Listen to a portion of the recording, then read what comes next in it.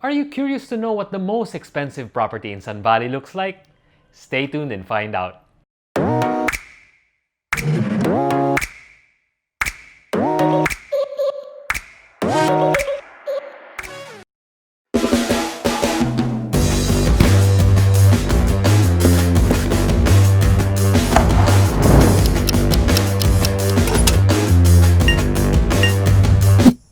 Alright guys, check this out. First off, what makes this property really special is that it has its own road leading to the property. Second, the views that it offers is like no other. You have a Sierra Madre Mountain view, the golf course view, and the very famous city skyline view. Oh, did I mention?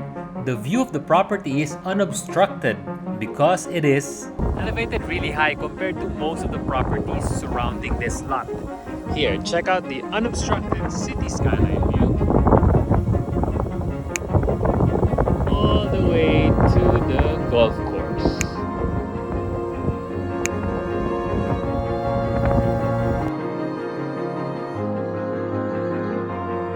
And about 80% of the property is flat.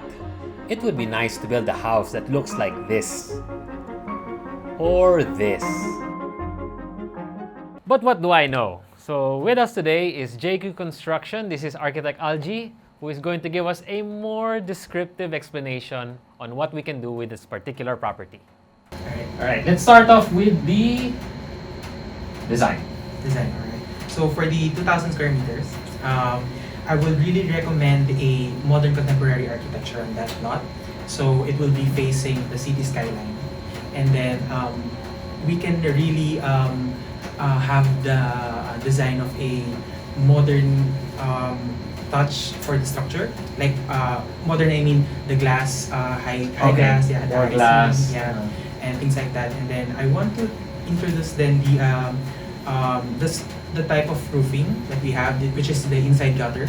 So which is more modern in nature. So it doesn't really flow on the outside of the roof. Okay. So it's inside the...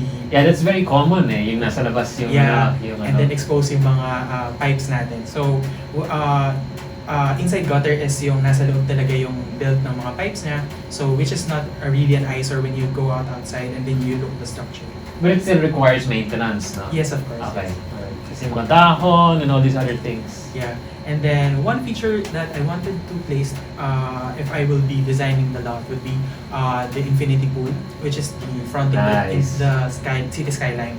So it's really relaxing by the end of the day when you hang out outside and then you have a big lanai and then an infinity pool facing the city skyline. So you would feel relaxed at the end of the day, and then if you want your friends come over, you can have a small party in that area. Yes. Actually, it became really popular when the Kramers released their video. Yes. In Antipolo. And Antipolo has been on everybody's eyes. And everybody always talks about an infinity pool. Yeah. Everybody. Which is good. Which is good. Yes. And then what I wanted to have para hindi siya obstructed, no, yung mga glass fences natin. So it's another feature in architecture na hindi masyado napapansin because it really have a railing. Parang borderless siya. Yeah, gagawin natin borderless yung design. Parang unobstructed talaga yung design ng structure natin. Pero is there any like safety issues with that or hindi naman? You know, when it's too clean, yeah, you know, kids run into it. Yeah, that's true actually. We have this type of security naman underneath the glass. So it's really safe. It's just that we need to specify the correct glass for that para talagang matibay siya. Okay. Alright. Ayan. And then for the gate, yung mga entrances natin. Yeah, may sariling entrance yan eh. Yeah. May sariling road, you know. That's Yes. the best thing about this property. I think that's what people are paying for. Yeah, For that's that true. property. It has its own road going up. Parang siyang Batman, you know. Yeah, parang siya yung pinaka-end Yeah. end ng road talaga. So, a perfect ending to that is a black gate that would be very modern in nature. Tapos may mga vertical, simple lines na pwede nating ilagay, and then pwede natin indicate na doon, naka-emboss yung number so that meron talagang particular or visualization yung mga visitors na what number is that. And then we can introduce the electrical type of gate na electrically maneuvered siya. So once na, it's very smart. So when you go inside, it just tracks you, tapos mag-open na siya instantly. Oh, really? Yeah. Pagdating mo dun sa certain point, there's like a sensor? Yeah, there's a Okay. sensor already, and then you just have to wait, check of course, because it's heavy. Okay. And then you have to enter na the... Baka pwede from the bottom pa lang. Bakit ka pa lang, Yeah. it knows that you're arriving. But what if it's not a resident who kind of like goes up the street and it just lets anybody in? Yeah, I think meron siyang security feature na merong exact car lang.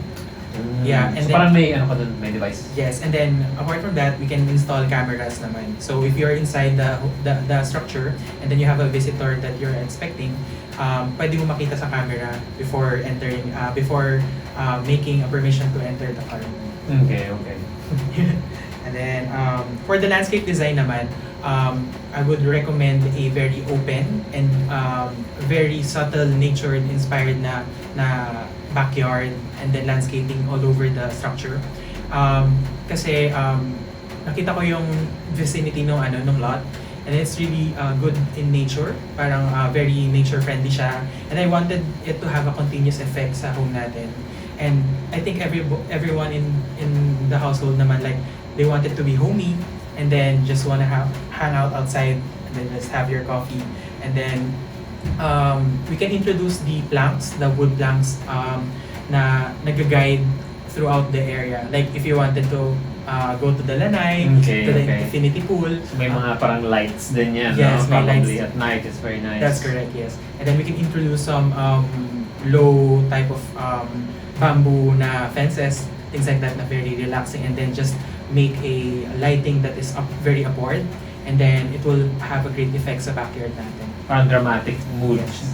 Okay, nice. And then for the interiors naman, what I wanted to have is a number one is yung sa skylight natin. I wanted to introduce that here in the Philippines din, kasi it's not really observed, like very much seen here in Manila na may skylight ka na ginagamit. Skylight is an architectural feature in the home na parang you can enter the natural light inside of your house, and then if you want a piece of accent na pwede mong ilagay, like a tree inside, like whatever, pwede mo That siya would be ilagay. nice. Yeah. A real tree inside the house. Yes. Ay, nako. And then apart from that, you can pag yung rainy season na, it's very dramatic, like you can see the drops Yes, yes. inside their house. And then pero the main point of that is that you can lessen the usage of light, na artificial Yes. light na ginagamit natin. So whether it's in the morning or kahit sa gabi mo na lang talaga gamitin yung lights para lessen lights na lang. True. More savings on the Yeah. energy. Yes. And then for the kitchen naman, I wanted to have a design na continuous sa interiors natin. Like if it's very light, I wanted it to have a continuous effect sa kitchen natin. Yeah, that's the best, no? Yes. For guests and Yes. everything. Like right by a couch with some Yeah. bar counters. And the good thing is that pwede natin i-mix yung use niya, like professional and home. Pwede natin siya i-mix kasi 'di ba uso din ngayon yung parang nagbe-bake ka lang sa bahay, like yung for moms, yes, of course. yes, especially now, no? Yeah, and then pwede tayong maglagay ng mga professional use na equipment for the kitchen natin. And then it's gonna be we can add the center table for that, for the preparation. Yeah, that one's really good. The island, no? The island counters, and then you can have just the high chairs. Then you can have your family or your friends there. Yeah, it's like the breakfast setup now. Yeah. You just go there, quick, prepare, eat, Yeah, or that's host people. Yes. Nice. Exciting. And then I can introduce also the play of levels in this structure kasi number one, yung binibreak natin yung architectural plate niya. What I mean by that is we can para hindi siya boring in terms of interior and architecture, we can play with the heights kasi it's yung lot is malaki. So we can architecturally play the structure. So yung stairs natin, pwede tayo mag-introduce ng stairs or kaya medyo sloping na terrain dun sa inside. Ay, parang illusion, ganun. Yeah. You're expanding the view. Mhm. Actually, I was talking to architect nga the other night, and parang my observation when I look at houses with the view is, syempre, the view is like this, di ba? They Yeah. always talk about 180, 360, or 90-degree view. Pero what he's explaining here, I feel, is the vertical view. Yeah. Diba? How wide is it from up to down? So you Yes. put like a staircase going down. So when you're up there, you're looking down. Yung view mo is vertically like bigger. Exactly. Yes. And then we parang tinatake over natin yung space. Like ayaw natin lang yung for example first floor, yun lang siya, very flat. We can introduce yung different levels of the stairs. Yeah, like the couch is like going down. Yeah. No? I really love that concept. Yeah, that concept. Mhm. We can introduce that in that living room, for As example. projector na lang, no? Yung Yes. automatic na bumabang ganon. Yes. So you could actually have the view, or you could enjoy the movie setting also. And then some of other clients na requested na they wanted to have a mezzanine floor because of the family area, things like that. Pwede natin siya introduce doon. And then of course, yung mga bedrooms natin that will be very private. We will see to it that it is very private. And then yung master's bedroom would be exactly on the facing the infinity pool. How come? So they can see the family and the guests, Yes, ganun? of course. And then it's a strategic type of attack sa mga architects na parang si master's bedroom, gusto natin nakita niya yung best view. And of Okay. course, yung pumapasok din sa structure natin. Yun Okay. yung binemaintain natin. Kasi Captain of the ship, no? Yes, Parang you're- ganun yung thing. yeah, it's a very strategic. Yeah. So yung mga architects very particular on that. Okay. And also, di ba, mostly papansin ko sa mga bahay ngayon that they have the helpers Yeah. have like a certain vantage point on the first entry. Yes. Parang ganun. Yeah, we can introduce that as well. And then yung, I think, meron din yung for the drivers, and they will see very private din na area na hindi naman totally private kasi we don't allow that. Na malapit lang sila for the service area, like for the kitchen, for the car parks, para madali niyo yung access nila. No? Yeah, so it's more of efficiency of movement, Yes. probably, Mhm. for the people who work in the household That's to maintain everything properly. Mhm. All right. Okay. And then we will introduce here the open plan type of planning sa interior. That's the nice one. Open Yes. concept talaga, Yes. no? That's the big thing right now, eh? Yeah, and the best thing about open plans is that wala masyadong obstruction of the views. So I want that in the structure. Imagine we have a open plan and the high ceiling. So you're Nice. like living outside, but you're inside. Exactly. Yeah. That's the best thing with Antipolo, eh? So, something that people don't actually understand, Whenever this property has a view, it's really, really nice. Pero most people that tell me, kung titira ka na lang sa Antipolo, you might as well have a view. And it actually breaks my heart. Because the view is actually 10% of the whole living experience in Antipolo, which is there's another thing of the high elevation. And then with that, you get fresh air, fresh flowing air. For example, like Eastland Heights and Sun Valley are located right beside the Sierra Madre mountain range, How can you neglect the fact of the importance of fresh air, Yes. for your family and for your children? And yeah, diba? So those are like other more components Yes. that you can take advantage of with the landscape, the high ceiling, Correct. and the open concept to let all the fresh air come in and out of the house. And then one another feature that I wanted to have in this home is the cross ventilation. So it's another architectural feature in houses na typically nade-neglect sa designs because I think hindi nila napapansin yung importance ng air, like you said, Airflow, no? airflow, yeah, which is very important kasi we don't really use the artificial air, parang yung mga electric fan, aircon. We suggest na wag masyadong gamitin because of electrical consumption. Yes. With that, kailangan natin introduce yung cross ventilation. Cross ventilation is the opening of the fenestrations. Fenestrations are the windows, doors, Okay. like that. So Okay. if we have an opening here and if you have an opening there, the air Would flow would through. really. Oh yeah. You know what? I think they don't have that in Metro Manila. Yeah. because It's the very pollution. tight. It's pollution, yeah. So everybody wants to just turn on the aircon. Yeah. So iisipin yun, di ba? Yeah. Yeah. So.